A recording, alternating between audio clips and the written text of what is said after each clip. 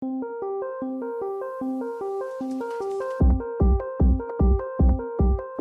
are times when you may need to take various different actions according to the value of some variable in your code. Here's a simple example. I've decided I want to write a program that shows the characters defined by the ASCII codes from 0 to 127.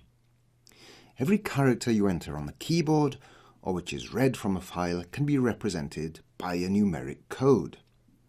The first 128 are standard characters, things like A, B, C, numbers, and so on. And then above those values you get into the realms of non-standard characters, graphics, and in fact these days you have even larger ranges of characters to represent all the different characters from different languages, Chinese, Japanese, Hindi, Arabic, and so on. But for simplicity here I'm going to stick to the limited set of the first 128 characters of the standard ASCII table. Now the standard alphabetic characters have codes from, and you can see them here, 65 for the capital A up to the value of 90 for capital Z. And then lowercase characters start at 97 and go up to 122 for lowercase z, and there are also ASCII codes to represent the numeric characters 0 to 9. They happen to be, let me scroll up here, you can see 0 on the right is represented by code 48, 9 by the code 57.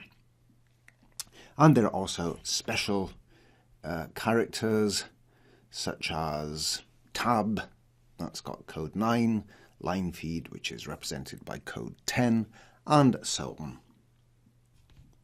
Now, in order to show these characters, in this, my first effort, I've written a for loop, and it counts from 0 up to 127, incrementing the loop variable I at each turn, and it calls this find char type function, and it passes to it the value of I at each turn through the loop.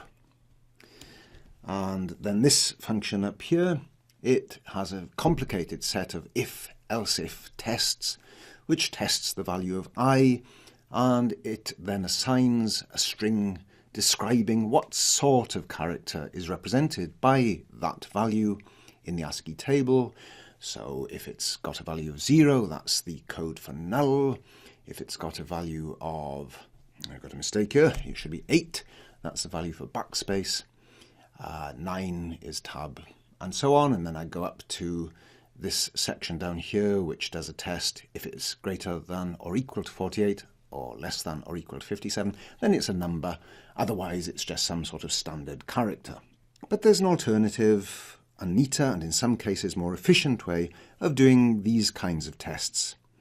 I could do this by writing a switch statement. And you can see an example of a switch statement in 02_switch case. That's a project supplied in the source code archive from step 5. A switch statement lets you run different bits of code according to the value of a specific variable such as I here. In this statement, this code runs when I is 0, and so the string null is assigned to the variable char type. This code runs when I is 7, and so bell is assigned, and so on. Now let me explain the syntax. A switch statement begins with the keyword switch, followed by a test value, and here that's I. This test value must be an integer or some piece of data, such as a char, that can be treated as an integer. Then you write one or more case statements, each of which specifies a value that is compared with the test value. If a match is made, that is, when the case value and the test value are the same, the code following the case section and a colon execute. Now, when you want to exit the code in the case block, you need to use the keyword break. If case tests are not followed by break, sequential case tests will be done one after the other until break is encountered. You can see an example of that here. Let's imagine that, for example, I is 51. Then this case is matched, but because there's no break, the code trickles down through all the other case tests. And of course, no match is made in these cases because a match has already been made with the value 51. But finally, I hit this assignment, and so this piece of code here is executed, and the char type variable is assigned the string number. And only then is this break hit, and execution then breaks out of the bottom of the switch block. In other words, by putting this sequence of case tests with no break statement, when the test variable I has any value between 48 and 57, then this is the code that executes. And so the assignment here is made with any of those values, and then the code breaks out of the switch block. And you can also optionally, as I've done here, specify a default, and that will execute if no match is made by any of the case tests before it. As I've said, the default section is optional. You don't have to put it there, but if you put it there, then that's the behavior that will occur. Now note I've also put a break statement in the default section. Strictly speaking, you don't need to put a break after default, but it's generally considered to be good practice to do so.